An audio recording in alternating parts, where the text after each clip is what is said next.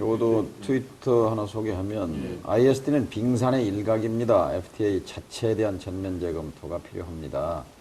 ISD가 없던 구한말에도 신나게 뜯겼습니다. 자본 하이에나들의 이빨을 견뎌낼 힘이 서민, 대학생, 비정규직들에게는 없습니다. 맞는 말씀이지요. 이제 ISD 하나가 문제라는 것이 아니라 1500페이지에 있는 문제들을 다 나열해가지고는 아무것도 전달이 안 되기 때문에 그 나쁜 것 중에서 순서를 매기다 보니까 맨 꼭대기에 있는 1번 독소 중에 독소 그래서 오늘 보니까 국민들이 ISD에 대해서 국민들이 공부를 많이 하신 것 같아요. 신문, 방송 이런 데서 집중적으로 다뤄서. 그래서 그 얘기 나왔으니까 기왕에 이 교수 그 볼리비아 얘기 하나만 소개하시죠. 그렇습니다. 이게 그 볼리비아의 그 코차밤바 그건 굉장히 유명한 거거든요. 그래서 이제 이 ISD가 어떻게 악용되냐면은 그 도시에 이제 미국의 벡텔사가 그 상수도 공급권 수도죠. 그걸 따내가지고 이 공급을 했는데 물가가 폭등하고 그 다음에 수질이 떨어집니다. 그래서 이제 그 도시민들이 물가라는 것은 물 가격을 얘기하는 물값. 그러니까 수도 그 공급 가격이 대략 한 4배 정도 됐습니다. 어마어마하게 폭등을 하니까 이게 도시 서민들 볼리비아가 그렇게 잘 사는 나라도 아니고 그래서 어마어마하게 이제 갈등이 벌어지죠. 그래가지고 이 너무 비싸서 방법이 없으니까 강물을 떠다먹기도 하고 이제 빗물을 받아먹었거든요. 근데 그 빗물을 받아먹으니까 이 벡텔사, 물론 자회사 이름으로 들어갔는데 거기서 어떻게 하냐면은 빗물을 못 받아먹는 법안을 만들어요. 그래서 터져버렸거든요. 터져가지고 결국은 벡텔사가 쫓겨나고 그걸 이른바 간접수용 내지는 그 자기의 이 기대이익에 미치지 못하게 된 거기에 대해서 국가를 상대로 소송을 제기했고. 그렇죠. 근데 그 쫓겨나고 난 다음에 벡텔이 어떻게 하냐면은 볼리비아 정부를 상대로 투자자 정부 제소제에 따라 가지고 ISD입니다. 끄는 이게 소송을 제기하려는데 미국하고 볼리비아는 이 ISD 조항이 없었거든요. 그래서 어떻게 하냐면은 유럽의 그 당시 네덜란드인가 거기에 이 유령회사 테이프 컴퍼니를 만들어요. 왜 여기하고 볼리비아는 그 ISD 조항이 들어가 있는 투자협정이 체결돼 있기 때문에 그래서 이 테이프 컴퍼니 유령회사 이름으로 볼리비아 정부를 상대로 소송을 겁니다. 그때 그는 이유가 당신들이 인프라를 제대로 안 해가지고 우리가 이런 손해를 입었기 때문에 물어내라는 거죠. 이 ISD 조항이 어떻게 악용될 수 있는지를 가장 대표적으로 보여준 사례가 이 코차밤바 사태죠. 결국 한 기업의 이익을 위해서 특히 그중에 공적인 영역, 수도, 전기, 그러니까 수도는 물이죠. 뭐 이런 것들에 대해서 공공기관의 그 부분에 외국의 다국적 기업 혹은 대자본이 들어와가지고 그걸 침해했을 때, 그런데 그 자기들이 이익에 부합하지 않았을 때는 이런 형태의 소송이 벌어질 수 있다. 그렇죠. 왜냐하면 그 한미 FTA도 투자 계약이라는 이름으로 수도, 전기, 그 다음에 통신, 지하자원, 댐, 도로 다 들어가 있어요. 과테말라에 그런 케이스도 있더라고요. 미국의 철도 운송 회사가 50년간 계약을 했는데 그 철로 용지에 불법 거주자들이 이제 살고 있으니까 이걸 퇴거시켜라 그래가지고 그 제소를 해서 현재 중재가 진행. 딱이네요. 딱 ISD 케이스네요. 저는 이 말씀을 한번 드리고 싶었는데 이게 법무부에서는 2010년에는 한국의 투자협정 해설서라는 책이에요. 근데 여기 보다 보니까 굉장히 재미있는 사례를 하나 말씀해 놓으셨는데 이게 한미 FTA의 이 투자 조항은 실제로 투자에 들어가지 않고 투자를 시도하는 투자자도 보호하게 되어 있잖아요. 투자를 시도하는 것도. 그렇죠. 근데 여기 어떻게 되어 있냐면 공기업을 민영화할 때 그래서 가령 인천공항 지금 민영화를 이제 준비를 하고 있는데 처음에는 그냥 민영화 계획만 있었지 51%를 정보 보유 지분을 확보하겠다 이게 없었어요. 그리고 최근에 이제 계속 문제가 되니까 그러면 외국인 소유 지분을 30%를 제한하겠다. 이렇게 계속 정부 입장이 바뀌고 있거든요. 근데 똑같은 사례인데 이렇게 써놓은 거예요. 한 기업이 투자 의향을 위한 투자 신고도 하지 않고 내가 여기 투자해가지고 지배권을 확보해야 되겠다 생각하고 미리 그 리서치를 하고 거기에 비용을 들였으면 그걸 가지고 투자자 중재, 투자자 국가 제소 제도를 가지고 국제중재재판소에 제소할 수 있다. 내국민 대우 위반을 이유로 해가지고 인천공항 사례가 과연 FTA가 미리 만들어졌으면 완전히 국제 지금 중재에 딱 걸릴 만한 상황이더라고요. 예.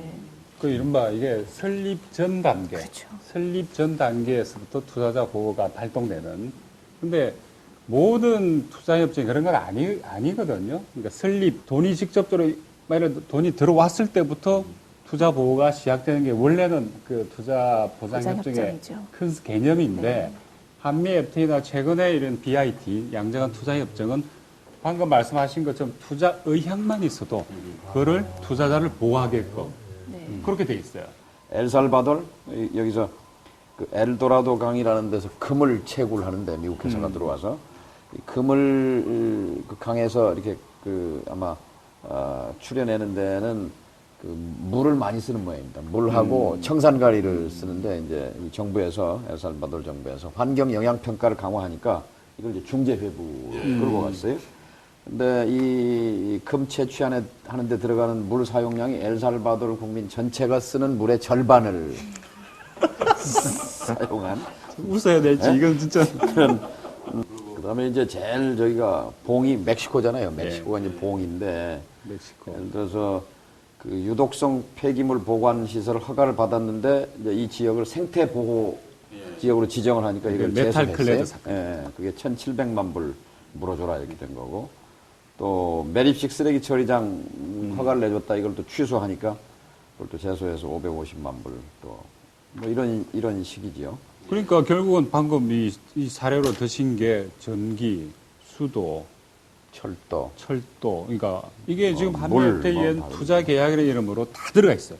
그러니까 지하자원, 단지 그렇게 환경. 되는 게 아니고 이제 여기서 주권의 문제가 성립하는 건데요. 그러니까 사람이 태어나면 뭐 햇빛, 뭐 바람, 물, 뭐 이런 것들은 뭐 자연법적으로 우리에게 수혜가 사실 주어지는 것이고 국가는 그걸 적절하게 관리해서 그 국민에게 그걸 적절하게 서비스를 해줘야 될 의무가 사실상 있는 거지 않습니까?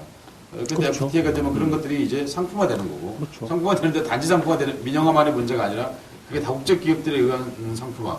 결국 그래서 그 삶의 기본권 자체를 박탈하는 생존에 대한 가장 기본권적인 박탈하는 그런 사태에 이르게 된다 그런 말씀인데 제가 이제 어디 가서 이제 얘기하다 보면 사람들이 늘 자주 묻는 말이 있습니다. ISD에 대해서. 아 그러면 우리나라 삼성도 외국에 제소하면 되는 거 아니냐 이런 얘기 많이 합니다. 그리고 근데 왜 그럼 삼성 같은 데서는 그럼 왜 이렇게 심각한 문제에 대해 반대하지 않느냐? 그렇지 않습니까? 이게 문제가 이렇게 심각한데. 삼성이 덕 보는 거지요. 삼성이나 현대나 큰 회사가 말하자면 그 외국 회사 지분이 있잖아요. 외국 투자 지분을 이용해서 한국 정부를 걸어서 소송을 해서 만일 이기게 되면 한국 정부가 국민으로부터 받은 세금을 가지고 우리 재벌들한테 이 배상금을 주는. 그렇죠. 그러니까 이제 삼성전자도 거의 50% 넘는 지분, 소액 주식 주주가 외국, 미국에 있으니까 그 미국의 투자자로 봐서 심지어는 지금 투자 의향자인 경우에도 다 이제 투자자 국가 소송에 제기되는 소송 주체를 만들 수 있다고 하니까요.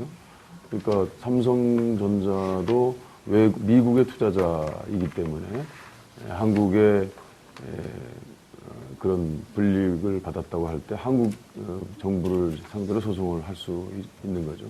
그리고 또 보면 지금 삼성전자, 포스코, 또 현대제철 뭐 이런 기름 많이 쓰는 전기 많이 쓰는 회사가 지금 몇 년 동안에 약 3조 정도를 일반 민간보다 훨씬 더 많은 전기를 쓰면서 3조 이상의 이제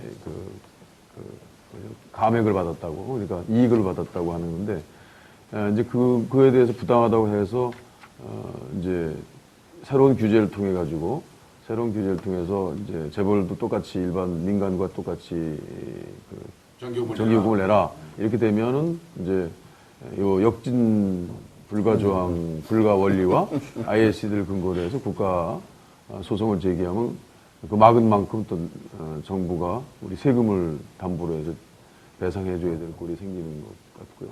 근데 보면은 지금 정동영 의원님께서 많은 케이스를 들어주셨는데 보면은 미국이 피신청인 사건은 별로 없는 것 같아요. 백전 백승, 백전 한 번도 뭐 거의 패배하지 않았죠. 예. 그러니까 일본도 미국인 벌어진 일 신청이 없다. 돼가지고 이제 미국 뉴욕 그 중재법원에서 한 경우에 거의 100점 100승인데 미국이 피신청이 돼가지고 한국이 어떤 신청이 됐다라고 하는 경우는 거의 못 봤는데, 이제 외국이 뭐 엘살바도르나 멕시코나 이 경우는 못 봤는데 그 이유는 아마 그거 같아요. 이런 뭐 수도라든지 전기라든지 교통, 뭐 방송, 통신 이런 것들이 대부분 다 주의 영역이잖아요. 연방국가 보면 연방은 무슨 화폐라든지 국방이라든지 이런 거 빼놓고 이제 이런 수도, 뭐 교육, 전기 이런 것들 다 주에서 하고 있기 때문에 주 규정이나 주법으로 한미 FTA에 어긋나는 그런 미국의 어떤 제도가 생겼을 때 미국에 투자하거나 하려고 한 한국 법인이 이 한국과 같은 똑같은 일이 발생했을 때 한미 FTA 위반을 근거로 해서 미국 중재법원에 이제 신청조차 뭐 할 수 없는 것 아닌가. 그 얘기는 이제 미국을 상대로는 못하는, 미국은 주의 영역에 있으니까 이건 연방법의 이행법이니까요. 뭐 이런 부당한 것이 이제 아마 우리나라에도 곧 이제 발생하지 않을까 이렇게 생각이 듭니다.